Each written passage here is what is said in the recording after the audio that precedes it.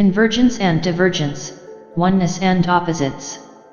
The universe itself seems to be principally based on divergence, one becoming multiple, opposites or polarity, and convergence/synthesis/synergy, multiple becoming one, things coming together in a nice way, where the converged/synthesized state is a more intimate and resolved, and/or dissolved, in the case of matter. 1. Distinction works through opposites.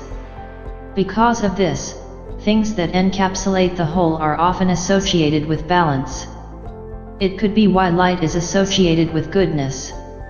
Another example, the nucleus, which is near the middle point of balance of an atom, contains far more energy than the electrons around it while being far smaller, so is in a state of more convergence, as there is the Sun, surrounded by planets, and there is a supermassive black hole at the center of most or all galaxies.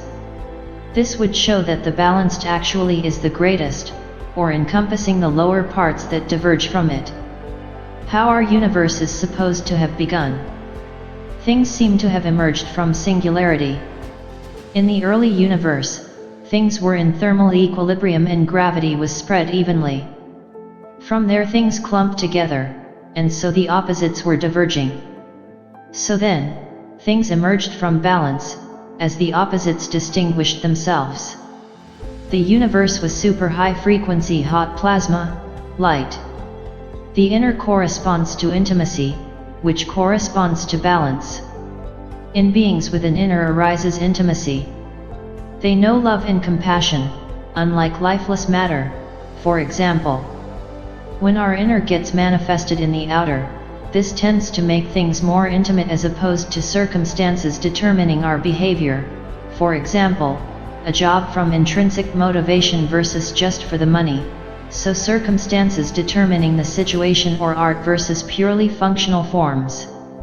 People that care a lot about their feelings, and people that are more sensitive, are often considered to be more feminine.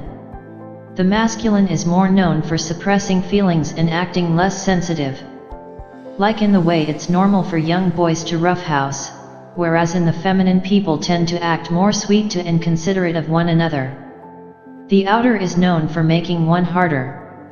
Young or unmolded consciousness as it naturally, like occurs in infants and animals, is more balanced, or has, among other things, a more balanced quality to it, a spontaneous, and otherwise quiet mind, so a mind that is at ease and not tense. For example, being able to get to sleep more easily.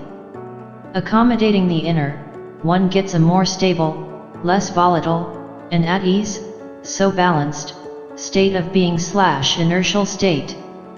When usurping, you're trying to make your own interest weigh the most, as opposed to when you're intimate, which is when you treat someone the way you would want to be treated and the two are in balance. When one does something to someone else, this other person will have a natural tendency to want to do something back. Usurping tends to go along with being usurped, opposites revolving around a point of resolve. When someone gets what he/she deserves, or when someone meets a consequence of their actions, and they get according to what they give, this person is repaid the energy he/she put it. This is what makes it feel just. There is an equalizing, so progressing towards balance. The balanced state, being the just one, is the more intimate. Imbalance heralds discrepancy, so division/fragmentation. This getting to a balanced/resolved state, that could apply to solving problems as well, could be seen in the light of and compared to entropy, the second law of thermodynamics, which means for energy to dissipate over time, thus progressing towards equilibrium. This pattern of convergence and divergence manifests throughout the universe, alternating one another. The whole system or dynamic of how bigger beings/objects come from seed, and egg and sperm cells, and how those carry more seed, or egg or sperm cells, and other necessary ingredients, to make the sequence of iterations of the bloodline self-perpetual in a sort of giant fractal, through time, of divergence/convergence. The universe itself seems to have come from a small point, and be expanding, so diverging. So, the universe often works with something that is within, or comes from, something else, as if a representation in the fractal that is our universe of a dimension, the outer, in an transcending dimension, the inner. The male is more about usurping, dealing with the outer, and so represents the relatively significant. The female is more about intimacy, dealing with the inner. The baby, which comes about when male and female come together, is yet even more intimate, and it can be both genders, like white contains all colors, and comes about when those colors are put back together. The head has to do more with the inner, and the side of the body with the legs more with the outer. The body splits into multiple arms and legs, and this side is also used to make babies, bring new life into the outer. The heart, which is about love, lies near the middle, the point of balance, and is the point of convergence/synthesis/synergy and event horizon between them and between all organs via the bloodstream. The heart, where convergence and divergence come together, is a lower fractal iteration of the point of convergence where opposites come together. This point of balance/convergence/synthesis/synergy that is the heart only arose when the opposites were introduced, like the baby could only have come about with a grown male and female. So it should resonate in archetypal qualities with the overall/original point of balance/convergence or state of synthesis, that the head would represent in the body, being more about the inner. Through the heart, something is connected to that which encompasses it, or from which it grows, like the stem of a flower leads to its seed, which comes from another flower. Like the baby comes about when man and woman come together, it makes sense the heart lies between the inner, the head, and outer, the side of the body with the legs. We are, after all, beings with an inner situated in the outer. This suggests the universe works like a sort of self-similar fractal.